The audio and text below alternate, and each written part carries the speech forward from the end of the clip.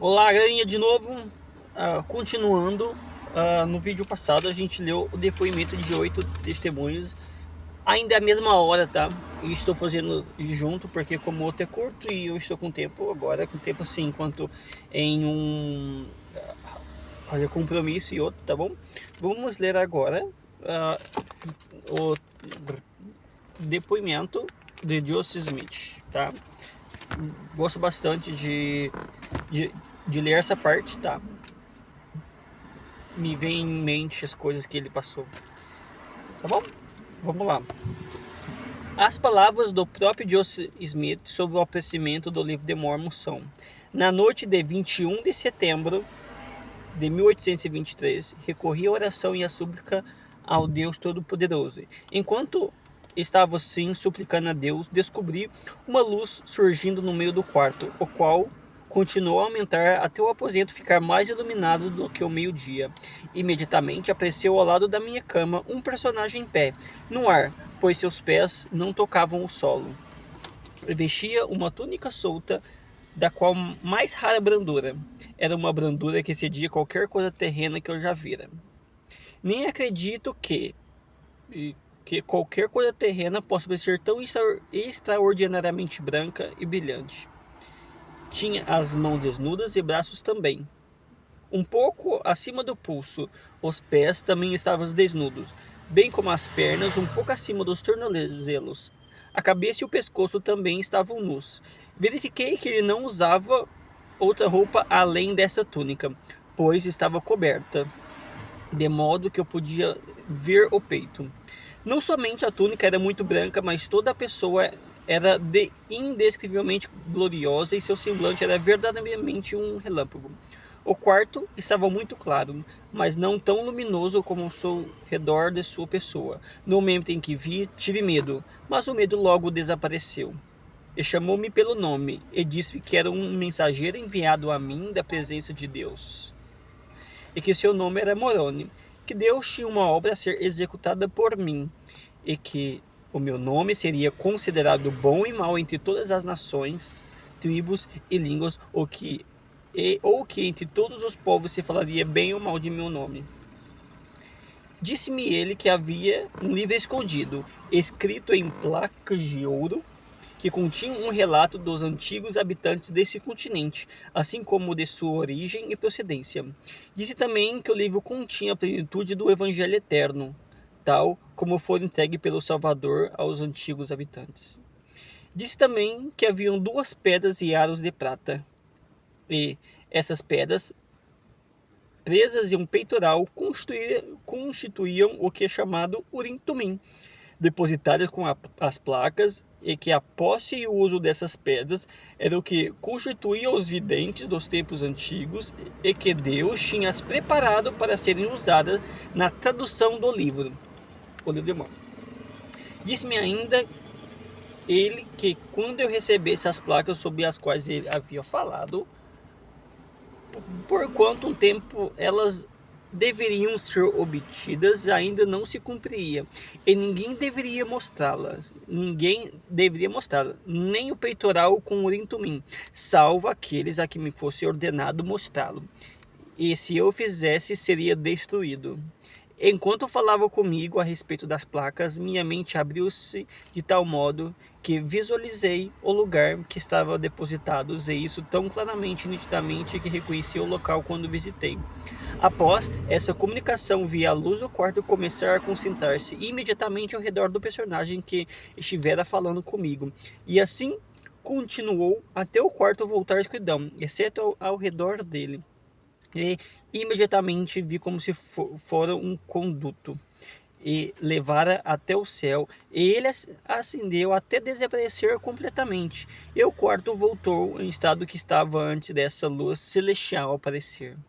Fiquei meditando sobre a singularidade da cena, grandemente maravilhado com o que me dissera e extraordinário mensageiro, quando em meia a minha meditação descobri subitamente que meu quarto começava novamente a ser iluminado, e imediatamente vi o mesmo mensageiro celestial outra vez ao lado da minha cama. Relatou-me novamente, sem a mínima alteração, as mesmas coisas que me dissera na primeira visita. A seguir, me informou que os grandes julgamentos que recairiam sobre a terra, com grandes desolações causadas pela fome, espada e pestilência, e que esse doloroso julgamento recairia sobre a terra dessa geração. Tendo-me comunicado essas coisas, novamente acendeu como fizera antes. Naquele momento, tão profundo eram as impressões causadas em minha mente, que perdi o sono por completo, atônito com o que havia visto e ouvido.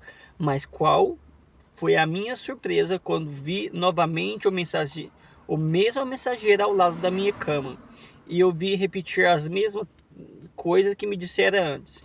E também advertiu-me, informando que Satanás procuraria tentar-me em consequência da pobreza da família de meu pai, a obter as placas com o fim de enriquecer-me. Proibiu-me isso, dizendo que eu não deveria ter qualquer outro objetivo em vista ao receber as placas, a não ser o de glorificar a Deus, o que não deveria ser influenciado por qualquer outro motivo, senão o de edificar o reino de Deus. Caso ao contrário, não poderia obter. Essa terceira visita, ele ascendeu ao céu. Como antes, eu outra vez fiquei meditando sobre a estranheza do que acabara de acontecer.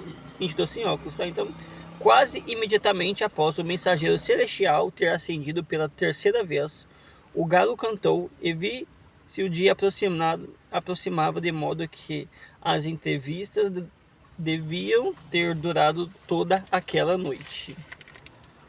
Pouco depois me levantei e, como de costume, fui cuidar dos afazeres do dia, mas, ao tentar trabalhar como normalmente fazia, senti-me tão exausto que não consegui. Meu pai, que trabalhava perto de mim, percebeu que eu não estava bem e disse-me que fosse para casa. Saí com essa intenção, mas ao tentar atravessar a cerca do campo onde estávamos, faltaram minhas forças por completo e caí inerte ao solo, ficando completamente inconsciente durante algum tempo. A primeira coisa que me lembro é que a voz chamando-me pelo nome. Olhei para cima e vi o mesmo mensageiro acima da minha cabeça, cercado de luz como antes. Repetiu-me tudo que havia relatado na noite anterior e ordenou-me que fosse contar a meu pai e a visão e os mandamentos que haviam recebido. Obedeci, portanto. Voltando para a casa de meu pai, onde estava meu pai no campo, relatei-me todo o ocorrido. Ele respondeu-me que aquilo era obra de Deus e disse-me também que fizesse que o mensageiro ordenara. Deixei o campo e fui até o local onde o mensageiro dissesse estavam depositadas as placas e, devido à nitidez da visão que tivera referente ao local, reconheci no instante que cheguei lá. Próximo à vila de Manchester, no condado de Ontário, estado de Nova York, existe uma colina de considerável tamanho, sendo a mais alta da redondeza. No lado oeste dessa colina, não distante do cume, sobre uma pedra de considerável tamanho, estavam as placas depositadas em uma caixa de pedra. No meio, na parte superior, essa pedra era grossa e arredondada. Era, porém, mais fina na direção das extremidades, de modo que a parte central ficava visível acima do solo, com as bordas em toda a volta estavam cobertas de terra. Tendo removido a terra, arranjei uma alavanca e introduzi sobre a borda de pedra e consegui levantá-la sob um pequeno esforço. Olhei e realmente vi as placas Urim Tumim e o peitoral, como afirmado o mensageiro. A caixa no qual se encontrava era formada de pedras unidas por uma espécie de cimento. No fundo da caixa haviam duas pedras colocadas transversalmente, e sobre essas estavam as placas e as outras coisas. Fiz uma tentativa de retirá-las, mas foi proibido pelo mensageiro, que outra vez me informou de ainda não ter chegado o momento de retirá-las, dizendo que este momento não chegaria a não ser 4 anos após aquela data. Disse-me que eu deveria voltar àquele local precisamente 1 ano mais tarde, e que lá se encontraria comigo, devendo continuar assim proceder até que chegasse o tempo de receber as placas. De acordo com o que me foi ordenado, voltei lá até o fim de cada ano e todas as vezes encontrei o mesmo mensageiro. E cada uma das entrevistas recebi dele instruções e conhecimento com respeito ao que o Senhor ia fazer e a maneira pela qual seu reino deveria ser conduzido nos últimos dias. Finalmente chegou a época de receber as placas, o Urim Tumim e o peitoral. No dia 22 de setembro de 1827, tendo ido, como de costume, ao fim de mais um ano ao local onde estavam depositados os mesmos mensageiros celestial, entregou a mim com a advertência que eu seria responsável por aqueles que eu deixasse extraviar por algum descuido ou negligência. Seria cortado, mas que se eu entregasse todos os esforços para preservá-los até que ele, o mensageiro, os reclamasse, eles seriam protegidos. Logo verifiquei a razão de tão severas recomendações para que os guardasse em segurança, e porque o mensageiro dissera que quando eu tivesse realizado o que for ordenado, ele iria buscá-los. Pois logo tão soube que estava em meu poder. Foram